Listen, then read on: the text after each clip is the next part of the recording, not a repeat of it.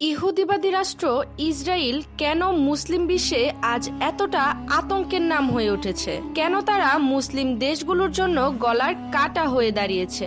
এবং কেন ইসরায়েলের প্রধানমন্ত্রী বেনিয়ামিন নেতানিয়াহু মুসলিম নিধনের এক ভয়ঙ্কর মিশনে নেমেছেন? এই প্রশ্নগুলোর উত্তর খুঁজতে হলে আমাদের ফিরে যেতে হবে ইতিহাসের পাতায়। কোরআনের আয়াত ও হাদিসের আলোকে দেখতে হবে ইহুদি জাতির প্রকৃত চেহারা। ইহুদি জাতি পৃথিবীর প্রাচীনতম জাতিগুলোর একটি। হযরত নূহ আলাইহি ওয়াসাল্লামের প্রলয়ের পর মানবজাতিকে সত্যের পথে ফিরিয়ে আনার জন্য আল্লাহ তাআলা হযরত ইব্রাহিম আলাইহি ওয়াসাল্লামকে মনোনীত করেন। তার দুই পুত্র হযরত ইসহাক আলাইহি ওয়াসাল্লাম ও হযরত ইসমাইল আলাইহি ওয়াসাল্লামের মাধ্যমে পৃথিবীতে গড়ে ওঠে দুইটি ঐতিহাসিক জাতি।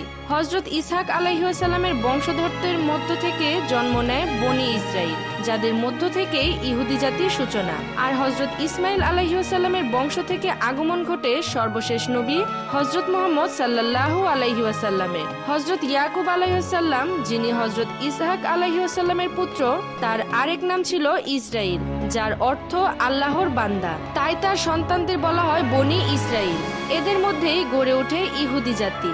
আল্লাহ তাআলা বনি ইসরাইলকে হেদায়েতের জন্য প্রেরণ করেন হযরত মুসা আলাইহি ওয়াসাল্লামকে এবং তার উপর নাজিল করেন তাওরাত। কিন্তু আশ্চর্যের বিষয় হলো, ইহুদি নামটি হযরত মুসা আলাইহি ওয়াসাল্লামের মৃত্যুর বহু বছর পর আসে। তাই এই ধর্মকে হযরত ইব্রাহিম আলাইহি ওয়াসাল্লাম বা মুসা আলাইহি ওয়াসাল্লামের প্রবর্তিত বলা ভুল, কারণ তারা দুজনেই ছিলেন ইসলামের অনুসারী, একেশ্বরবাদী বিশ্বাসী, তাওহীদের দাওয়াতদাতা। পবিত্র কোরআনে ইহুদি, খ্রিস্টান এবং মুসলমানদের আহলে কিতাব বলা হয়েছে, কারণ এদের সকলের জন্য আল্লাহর পক্ষ থেকে আসমানি কিতাব অবতীর্ণ হয়েছে।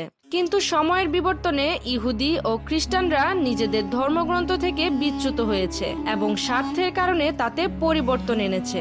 তারপরেও ইসলামে বনি ইসরায়েলের ইতিহাসকে গুরুত্ব সহকারে তুলে ধরা হয়েছে। কোরআনে হযরত মুসা আলাইহি ওয়াসাল্লামের কাহিনী সবচেয়ে বেশি স্থান পেয়েছে।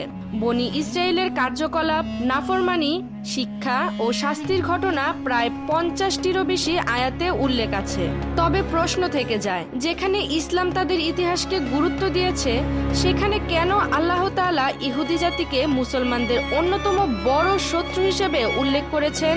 এর উত্তর পাওয়া যায় তাদের বারবারের অবাধ্যতা, নবীদের প্রতি বিদ্বেষ ও বিশ্বাসঘাতক আচরণে। তারা আল্লাহর আদেশ অমান্য করেছে, নবীদের হত্যা করেছে, সত্য গোপন করেছে। এমনকি রাসূলুল্লাহ সাল্লাল্লাহু আলাইহি ওয়াসাল্লামের সময় মদিনার ইহুদি গোত্রগুলো একের পর এক চুক্তি ভঙ্গ করে মুসলমানদের বিরুদ্ধে ষড়যন্ত্র করেছে। এজন্যই আল্লাহ তাআলা কোরআনে স্পষ্টভাবে বলেছেন, তুমি দেখতে পাবে ঈমানদারদের প্রতি সবচেয়ে কঠোর শত্রু হচ্ছে ইহুদি ও মুশরিকরা। সূরা আল মায়েদা আয়াত 82। এই ঐতিহাসিক বিশ্বাসঘাতক জাতিরই আধুনিক রূপ হলো ইসরায়েল। 1948 সালে ফিলিস্তিনিদের ভূমি দখল করে তারা গঠন করে অবৈধ একটি রাষ্ট্র। তখন থেকেই মুসলিম জাতির উপর শুরু হয় একের পর এক নির্যাতন, হত্যাযজ্ঞ ও দখল।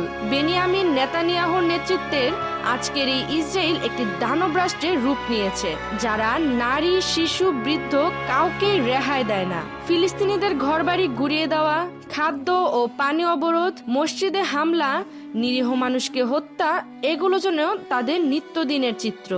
ইসরায়েলের এসব সন্ত্রাস শুধু ফিলিস্তিনের বিরুদ্ধে নয়, বরং গোটা মুসলিম উম্মার বিরুদ্ধে যুদ্ধ ঘোষণার সমান। ইতিহাস বারবার আমাদের সতর্ক করেছে, কোরআন আমাদের বারবার সাবধান করেছে, কিন্তু আমরা কি জেগে উঠেছি? যদি না জাগি, তাহলে কাল আমরা নিজেই ফিলিস্তিন হয়ে যাব। ইহুদি জাতির ইতিহাস শুধু একটি জাতির কাহিনী নয়, এটি একটি শিক্ষার বার্তা। যারা আল্লাহর বিধান অমান্য করে, যারা বারবার নবীদের সঙ্গে বিশ্বাসঘাতকতা করে, তাদের অবস্থান শেষ পর্যন্ত কেমন হয় তা আমরা স্পষ্ট দেখতে পাই। তাই আমাদের জানা জরুরি, বোঝা জরুরি এবং সবচেয়ে জরুরি হলো এক হওয়ার প্রয়োজন। প্রিয় দর্শক, আপনি যদি সত্য জানতে চান, ইতিহাসের গভীরে যেতে চান, কোরআন ও হাদিসের আলোকে আজকের বাস্তবতা বুঝতে চান, তাহলে এই চ্যানেল আপনার জন্যই। আমরা জ্ঞানের ক্যানভাসে তুলে ধরি এমন সব বিষয় যা শুধু জ্ঞান নয়, চেতনার আলো জ্বেলে দেয়। তাই এখনই সাবস্ক্রাইব করুন জ্ঞানের ক্যানভাস চ্যানেলটি। বেল আইকনে ক্লিক করুন যেন পরবর্তী ভিডিওর নোটিফিকেশন সবার আগে আপনার কাছে পৌঁছে যায়। জ্ঞান ছড়িয়ে দিন, অন্যকেও যুক্ত করুন সত্যের এই যাত্রায়।